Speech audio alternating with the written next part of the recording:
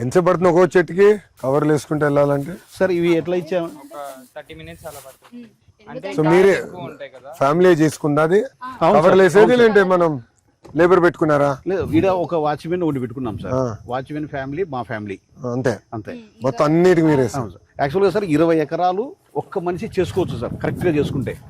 ఒక మనిషి ఒక కుటుంబం అంటే ఒక వాచ్మెన్ ఒక రైతు 20 ఎకరాలు ఎలాంటి బయట నుంచి పెట్టుకోకుండా, అంటే ఏమన్నా ఫ్రూట్స్ కట్ చేసేప్పుడే అవసరం సార్, లేకపోతే ఏం అవసరం లేదు. మరి ఎక్కడ గడ్డి ఎక్కువ పడింది సార్, మనం 9 రూపాయలకు 10 రూపాయలకు నూకలు దొరుకుతాయి రైస్ మిల్ లో. అది దాని కింద చల్లేస్తే మాక్సిమం గడ్డి అంతా చచ్చిపోతుంది సార్. మనము గడ్డి మందు కొట్టాల్సిన అవసరమే లేదు. టోటల్ మీకు ఎన్ని కవర్లు వచ్చినాయి? మొత్తం 3500 వచ్చాయి సార్. 3500 కవర్లు. మా టార్గెట్ ఎట్టు అనుకున్నాం సార్, ఒక ఈచు మామిడికాయ 30 రూపాయలు అమ్మినా కూడా నాకు దగ్గర దగ్గర 1,00,000 రూపాయలు దాటిపోతుంది సార్. అది అంటే ఎక్కువ ఖర్చు లేకుండా ఇంకా కొన్ని దాంట్లో కట్టలేదు సార్.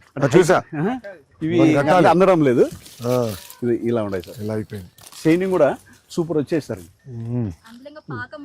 ఇంకా రావాలి సార్ ఇవి, ఇంకా రావాలి. ఇంకా ఒక 1 వీక్ లోపల ఇంకా ఎక్కువ వచ్చేస్తాయి సార్. ఇంకా పండుతాది అనగా కవర్స్ పెట్టేస్తే మనకి లైక్ వర్షాలు వన్నా మనకు భయపడాల్సిన అవును, పెస్ట్ మచ్చలు కూడా రైతు కూడా బాగా మార్కెటింగ్ అయిపోతుంది. ఈ కవర్లు కూడా మనం ఒక చిన్న కాటేజ్ ఇండస్ట్రీ లాగా తయారు చేసేయాలి.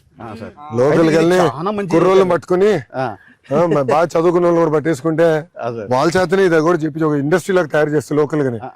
ఏంటంటే లోకల్ గానే ఎక్కువ అవ్వాలన్న. ఒకప్పుడు మన ముఖ్యమంత్రి గారు మాకు చెప్తా ఉంటారు, ఊర్లో అందరు ఉండేవారు కదా అప్పట్లో, అందరు ఊర్లోనే లోకల్ ఎకానమీ ఉండేది, దూరం వెళ్ళాల్సిన అవసరం ఉండేది కాదు, అన్ని లోకల్ గా జరిగేది. ఇప్పుడు మారిపోయింది, మళ్ళీ అదే ట్రెండ్ తిరిగి తీసుకురావాలి.